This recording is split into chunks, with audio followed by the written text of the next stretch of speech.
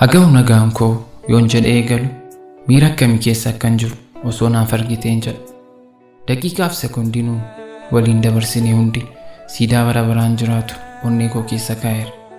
Yaa giiftii jaalalaa kan ajaja kee qofaadhaan qaamni koo socho'u argansuun koo toora eegee dalagu maal seete hundi isaa osoo yaadannoo ta'uu baatee hawwii koo guddoodha. Namni akka kanaa wal jaallatu akkamitti adda ba'e jedhee qalamni koo xalayaa barreessu. Lamaanuu wal simuu dadhaban gargar ba'uun tabban dhiibamne ta'e sirraa adda ba'uun koo ilmaan keessa onnee kootti cobse. Minaama yaada kun akka Daawitii keessaatti waan dabarsinee yaadadheen hidhii xuuxa. Ilkaan koo wal rukuta. Utuun jedha jiruu kaleessaan jiraadha. Bakka anaaf si dhaabbannee waadaa waliin du'a malee wanta adda nu baasu hin jiru jedhe sana anan mallee achan jira. Deemuuf miila jaalalaan needha. Tariin ni dhuftaa jedhee onneen koo abdiin guutama. Abjoodhu yaadannoo kee qofaan arga.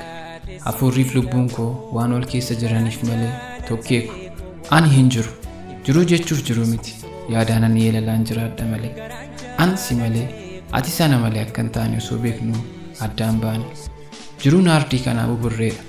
Kan wal fedhan nama harkaa fuudhee daakuu galaanarraa taasisa. Jaalalatu mi'aawu deebicha namatti taasisa. Ana moo carraadha kan adda nu baase naa himime. Anaaf jiruun hiikoo dhabe. Addunyaan natti hadhaa'ee jira lubbuu kiyya. Yoo jiraatte naaf awwaadhu. Yoon jirtu ta'e garuu anis hin jiru.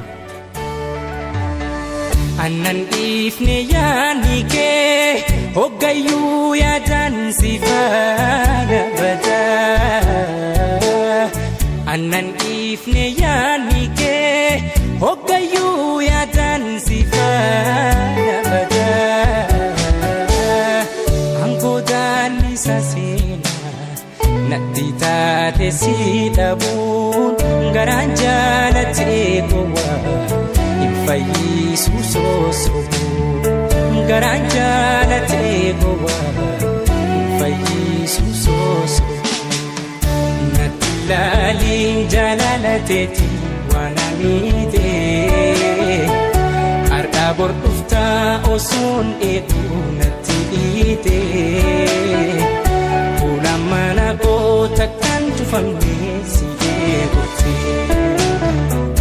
Natti laaliin jaalalateeti waan amiitee har'aa bor dhuftaa osoon eegu